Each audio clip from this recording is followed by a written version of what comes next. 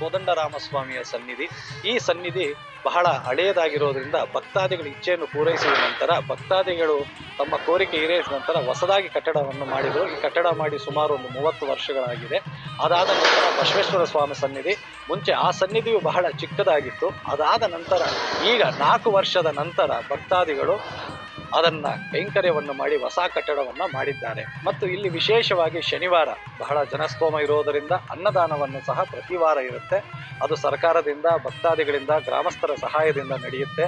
ಭಾನುವಾರವೂ ಅನ್ನದಾನ ಇರುತ್ತೆ. ಇಲ್ಲಿ ಸ್ವಾಮಿಗೆ ವಿಶೇಷ ಆದಂತಹ ಅಲಂಕಾರಗಳು, ಅಭಿಷೇಕಗಳು ಪ್ರತಿನಿತ್ಯ ನಡೆಯುತ್ತೆ. ಅದರಲ್ಲೂ ಪಂಚಾಮೃತ ಅಭಿಷೇಕ, ಒಂದು ವಡಮಾಲೆ ಸೇವೆ, ಬೆಣ್ಣೆ ಅಲಂಕಾರಗಳು ಬಹಳ ವಿಶೇಷವಾಗಿ ನಡೆಯುತ್ತೆ.